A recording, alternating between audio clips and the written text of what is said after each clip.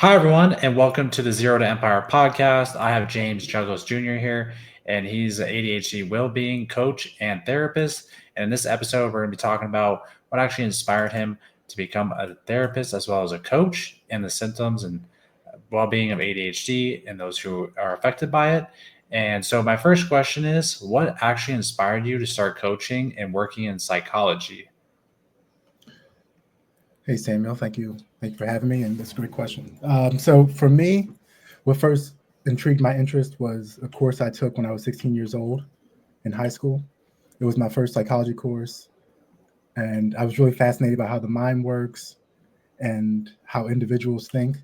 So that kind of led me to pursuing psychology in college, and then deciding to pursue counseling and mental health for my master's program.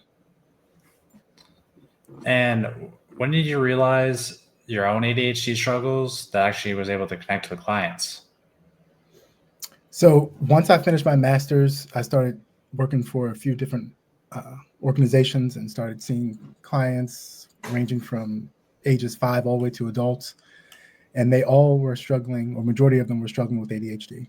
So I started to notice and realize that a lot of the things that they struggled with were things that I personally struggled with in my journey in high school as well as even in college.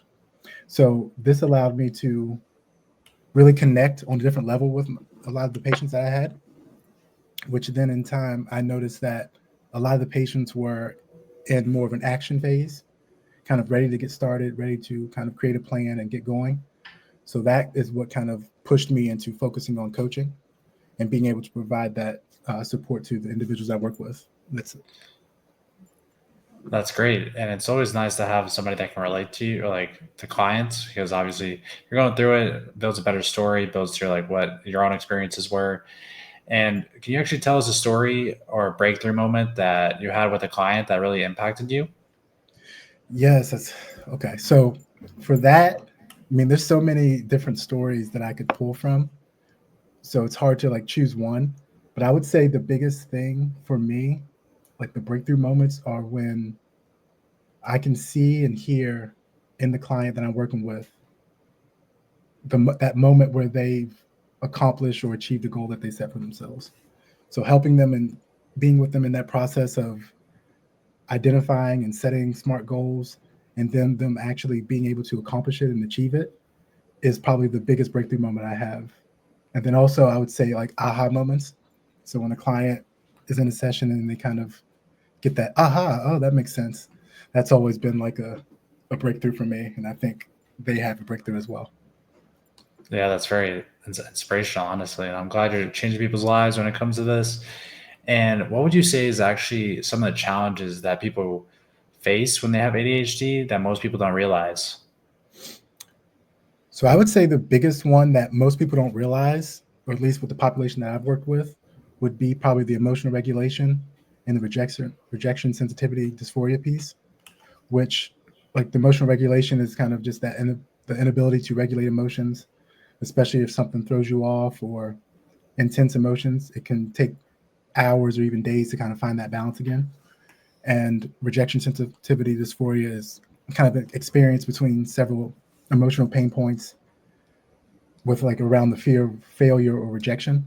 And I would say I would pick these two because these are probably the ones that are less visible and less obvious that you can really see depending on like focus and executive functioning. So I would say those two. Yeah, it makes sense.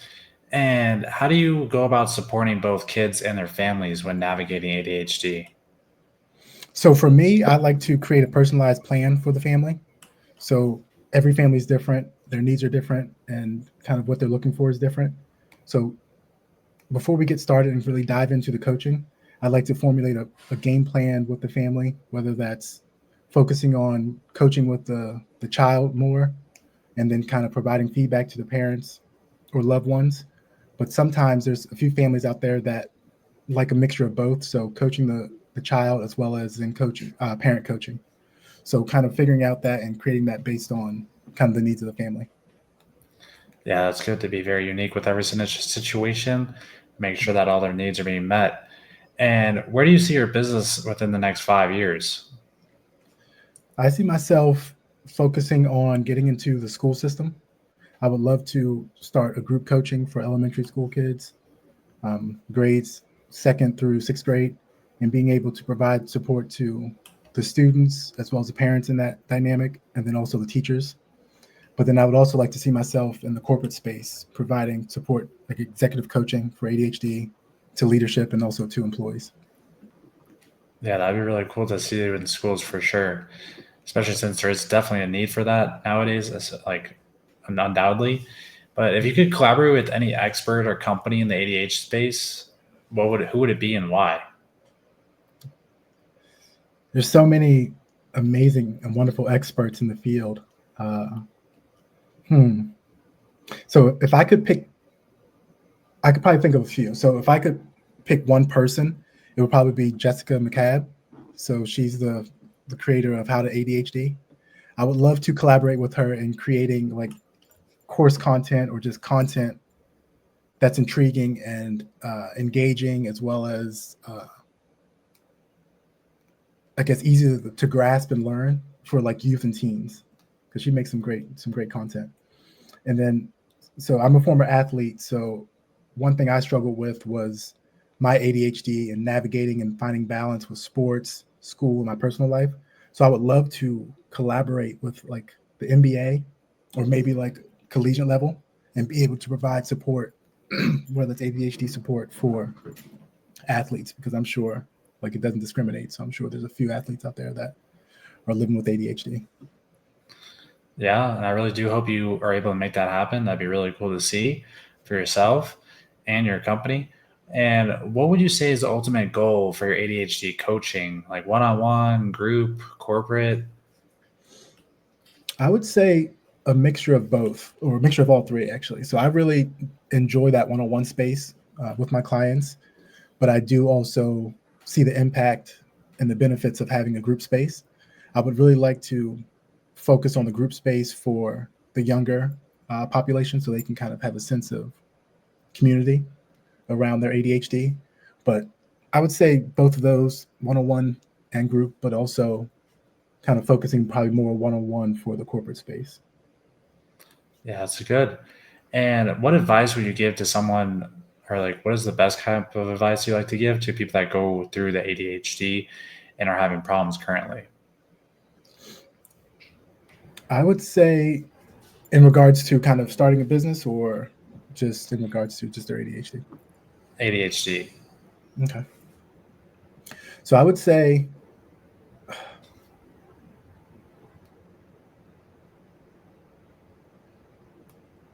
identify kind of what your struggles are, because I think it's very important to learn more about ADHD as a whole. And then once you know more about ADHD, you're able to kind of identify and pick out kind of what areas that you maybe have challenges with, and then seek support if needed. I think reaching out and having that accountability and also having someone by your side throughout that journey can be really impactful with reaching the goals that an individual sets for themselves. Yeah, that totally makes sense. And that's some solid advice. And when it comes to actually starting your own coaching business and doing well with it, what's a piece of advice you would have for that as well? Oh man, I would say identify a passion or something that you're knowledgeable about, and then I would say continue to learn and grow it. Uh, Kind of add as much as you can, kind of to your toolbox, and then create a plan if necessary, with necessary steps to kind of to be successful in whatever way that you seek to. And also, I think seeking a mentor would be very helpful. So someone that's maybe in your same space or someone that you can learn from to get started. Oh, yes. Having a mentor definitely helps speed up the process and cut the learning curve for sure. And Yes. what's one habit or mindset shift that's been crucial to your success thus so far? I would say for me, it was probably consistency and growth mindset. So I had to make a conscious effort to be consistent in my actions, my behaviors, and my thought process. And I think reminding myself that if I do have a challenge or hit a road bump, that I can overcome this and just continue to put in work, then I'll get better at it. So I would say those two: consistency and growth mindset. Yeah, very important for sure. And when it comes to people reaching out to you to be a client of yours, how should they go about that? So they can find me on my website.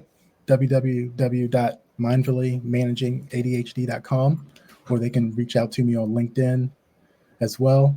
And then also on Instagram at ADHD_coach_James. That's awesome. If anyone is struggling with ADHD or want to just have a consultation with him, make sure to check him out. And for everyone watching in or listening in, I'll see everyone in the next episode of Zero to Empire.